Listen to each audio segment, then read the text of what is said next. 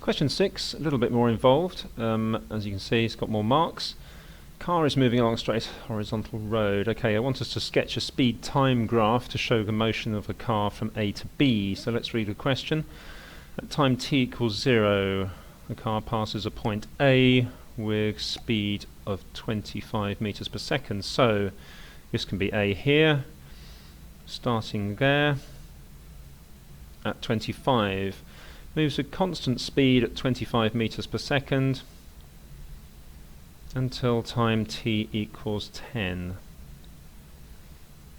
That's 10 there, so it's constant, it's moving along like that.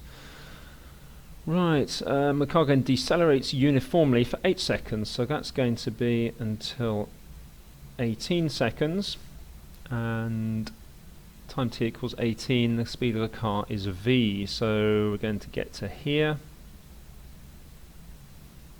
and it's constant deceleration, so it's going to be a straight line down to there, and that speed from the graph is v.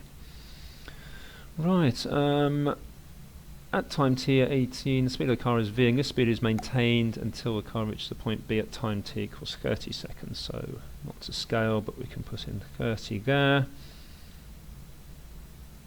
And it's going to maintain this speed now until time t equals 30. And that is at point B. So that's what the speed time graph looks like. Let's have a look at part B now. What's that wanting? The value of v. Okay, it's 5 marks there. I think the way I'm going to do that is, because it's told me that AB is 526 meters. Now, the distance covered in a speed time graph is the area underneath the graph. And the area under the graph, there's going to be a few bits and pieces to collect up there, but there's only one unknown, and that's v. So, let's have a look at the area. First bit I'm going to take is this bit here, which is 25 times 10, and again I have this next bit, which is another rectangle, so plus 30 minus 10, so that's going to be 20 times by v.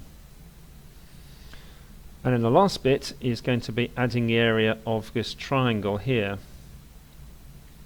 Now the area of that triangle is going to be 18 minus 10, which is 8, times by 25 minus v. And it's a triangle, so it's all over 2.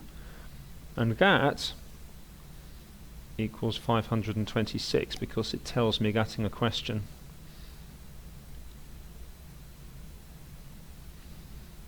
Okay, so let's expand things out there. I've got 250 plus 20v, and going over to the next bit, 8 times, that's going to be 4 times 25, which is plus 100, and minus 4v.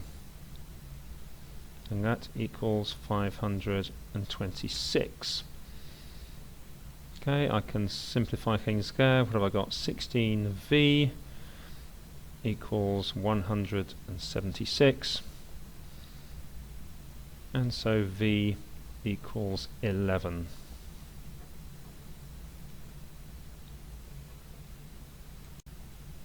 Part C then, it's asking us for deceleration of a car between 10 and 18. Okay, now deceleration is basically the change in speed over time. So let's put some numbers in here. The final speed was 11, so subtract the original speed, which is 25, and from the graph we can see that took place in 8 seconds.